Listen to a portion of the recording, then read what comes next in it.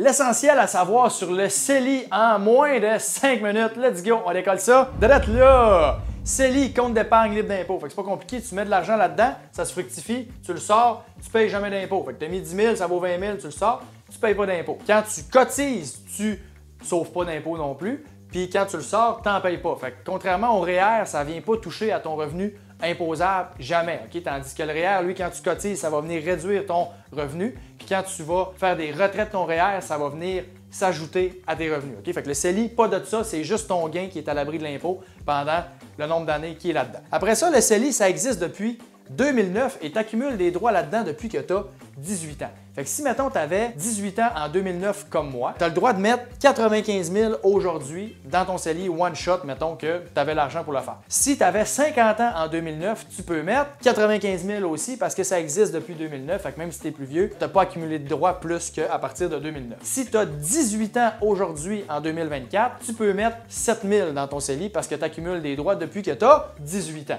OK? Fait que si jamais tu avais 18 ans en 2015, bien là, tes droits de cotisation, c'est de 2015 à aujourd'hui. Okay? Puis les droits de cotisation, ça a été 5 000 au début, après ça, ça a été 5 500, 6 000, ça a monté. Fait que généralement, aux 3-4 ans, le gouvernement augmente un peu le plafond de droits CELI. C'est le gouvernement qui décide ça. Après ça, les droits sont récupérables. Quand je dis ça, c'est les retraits. Okay? Dans le sens que, je vais te donner un exemple extrême pour bien comprendre. Mettons que tu as mis 95 000 dans ton CELI, puis que là, tu as mis ça dans des actions, puis tu as été super chanceux, tu as fait 100 de rendement en un an. Okay? Tu ne feras jamais ça. Tu as le dit, sinon tu ne le feras pas souvent, mais mettons. Okay? Fait que là, en un an, tu as fait 100 tu es rendu avec 190 000 dans ton CELI. Ben, ton 190 000, mettons que tu fais un retrait, ben, l'année d'après, tu vas pouvoir remettre 190 000 en plus du 7 000 de droits de cotisation que tu vas avoir droit, mettons que c'est encore 7 000 le plafond. Okay? Fait que quand tu sors un montant de ton CELI, tu fais un retrait, tu peux le remettre. Fait que ça, c'est super important de savoir ça. Fait que là, des fois, quand je dis ça, il y a des petits fins finaux qui vont faire « Oh, t'as peu, Fred, là.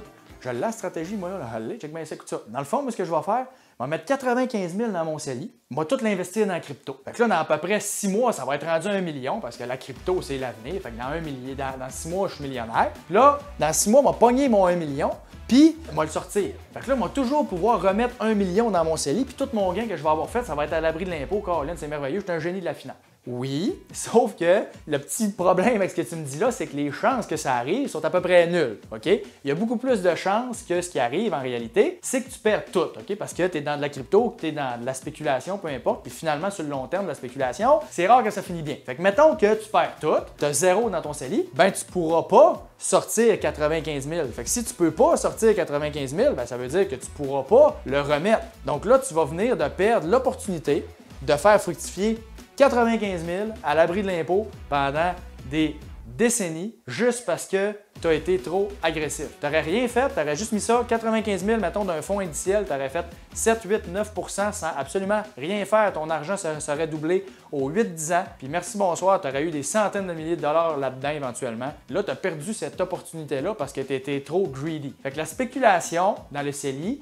c'est non, OK? C'est non. Bien, pas ton père, tu fais ce que tu veux, mais je te le conseille pas. Puisqu'on parle de spéculation, OK, mettons qu'on continue un peu là-dessus. Mettons, toi, tu fais du day trading, parce que t'es comme, je suis un génie de la finance, là, tu le sais, Fred, avec ce que je t'ai dit tantôt, tu sais. Fait que moi, on va faire du day trading, que ça va être encore bien plus payant. Encore une fois, le day trading à long terme, probablement que c'est pas la meilleure option, mais mettons que tu le fais, puis là, t'es chanceux, ça va bien, puis tu fais un peu de gain avec ça. Ben là, le gouvernement, s'il te vérifie, il pourrait faire comme, oh, t'as peu mon petit pit, ça là, c'est du revenu de day trading que t'as fait avec ça, là. Fait que là, c'est pas une utilisation, on va dire, standard du CELI. Fait que là, ton gain que t'as fait, on va l'imposer. Fait que finalement, tu vas perdre l'avantage du CELI parce que tu as fait du day trading dedans. Fait qu'encore une fois, le CELI, la spéculation, c'est non, OK? Tu fais ce que tu veux, mais encore une fois, je te le conseille pas. Fait on pourrait dire encore bien des choses sur le CELI, évidemment. OK, il y a plein de stratégies qu'on peut faire avec ça, mais aujourd'hui, ce qu'on voulait savoir, c'est l'essentiel. Puis on voulait faire ça en dedans de 5 minutes, puis c'est ça qu'on vient de faire. Colin, c'est bien fait. Sur ce, je te souhaite une excellente journée. Salut!